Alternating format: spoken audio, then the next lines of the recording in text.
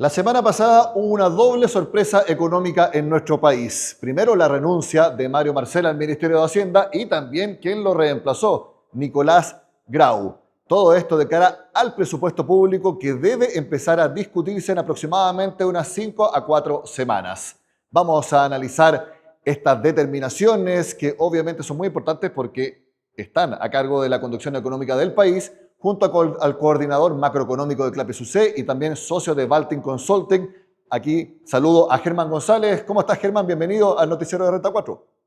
Hola Nicolás, un gusto, muchas gracias por la invitación. Lo primero, ¿qué te parece la doble sorpresa? Primero, la salida de Mario Marcel y también quién lo reemplaza, Nicolás Grau. Bueno, por supuesto que es algo inesperado, ¿cierto? Queda bien poco para que termine el gobierno. Todas las expectativas estaban puestas porque Mario Marcel terminara el periodo de 4 años del gobierno. Recordemos que venimos de dos gobiernos en que tuvimos tres ministros de Hacienda y por lo tanto pensábamos que aquí podía haber una excepción, una diferencia importante y de todas maneras el grueso del trabajo económico lo hizo Mario Marcel durante este periodo. Desde ese punto de vista, entonces, efectivamente hay una sorpresa y también, quizás no es tan sorpresivo, había otros candidatos, candidatas para reemplazarlo. Se habló durante esos minutos, ¿verdad?, que hubo incertidumbre u horas, que podría haber sido el reemplazo de la subsecretaria Heidi Werner, pero finalmente el presidente optó por el ministro de Economía, que básicamente tiene algún sentido por la agenda, por los conocimientos, eh, aunque ciertamente el trabajo en el Ministerio de Hacienda es bien distinto de lo que se hace en el Ministerio de Economía. Yo creo que Nicolás Grau tiene las capacidades para hacerse cargo de los últimos meses del Ministerio de Hacienda.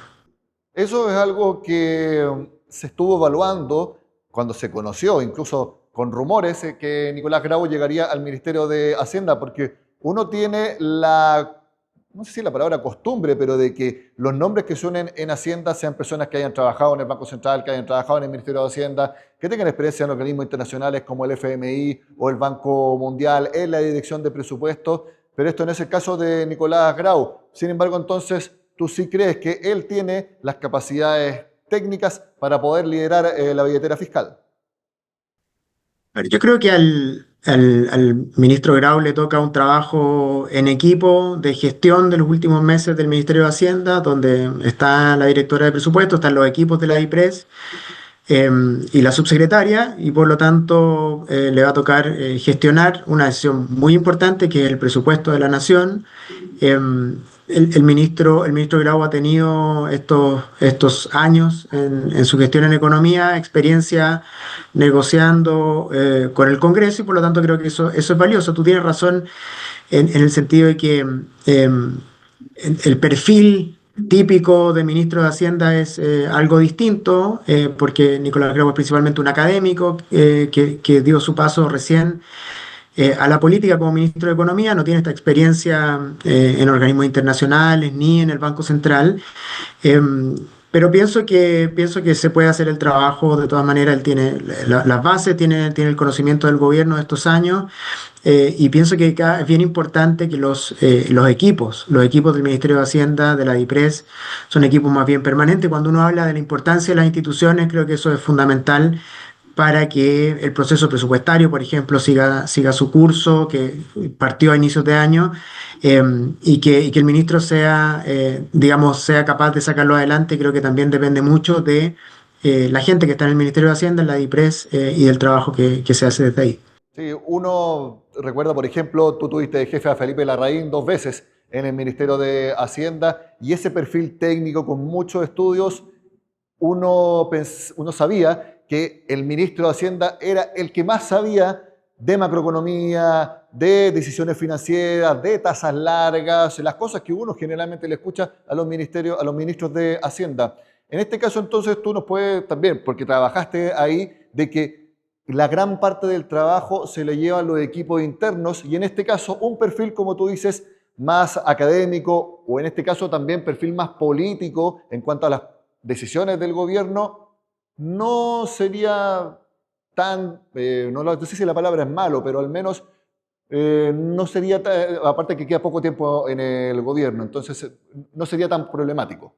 Mm. A ver, déjame. ser un poco más preciso. Yo creo que es efectivamente lo que ocurre hoy día, que este gobierno está terminando, ¿cierto? Entonces quedan algunos proyectos emblemáticos para tramitar desde Hacienda.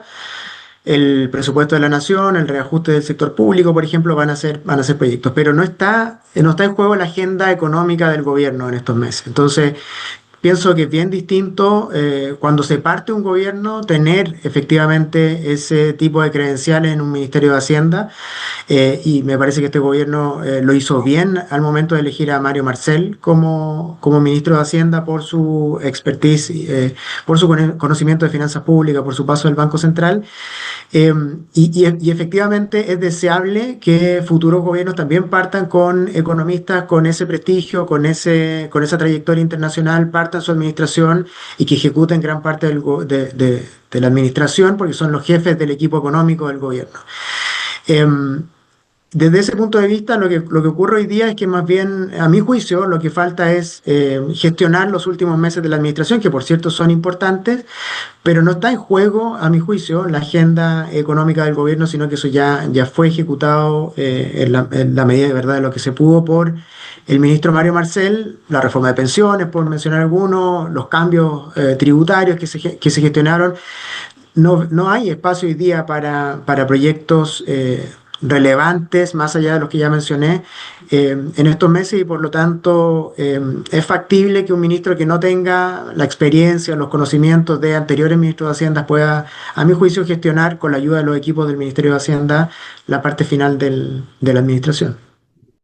Él ya tuvo una primera entrevista donde señaló respecto al presupuesto de 2026 que tiene que ser un presupuesto responsable.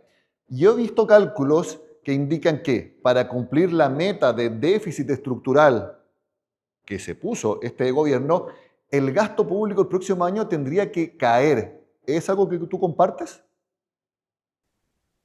Bueno, eso es efectivamente lo que muestran las cifras que proyectó el propio Ministerio de Hacienda en el informe de finanzas públicas del segundo trimestre. Es decir, ahora, aquí creo que es importante recordar que el año pasado se incumplió la meta de balance estructural por mucho, que el año 2023 había una proyección de balance estructural que tampoco se cumplió, que si uno mira las proyecciones para este año oficiales del Ministerio de Hacienda tampoco se estaría cumpliendo la meta de balance estructural y por lo tanto hay un primer desafío que es cumplir la meta de balance estructural este año.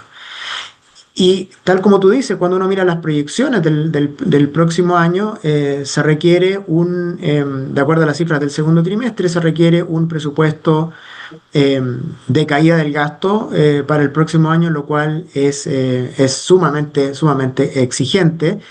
Y además tiene el problema que típicamente ocurre en esta parte de los gobiernos, que es un presupuesto que le va a tocar gestionar a la próxima administración. Y por lo tanto, uno podría pensar que el gobierno actual efectivamente podría ser un presupuesto con caída de gasto público, pero al final eso es algo que va a ejecutar una siguiente administración y por lo tanto la carga va a caer sobre el próximo gobierno.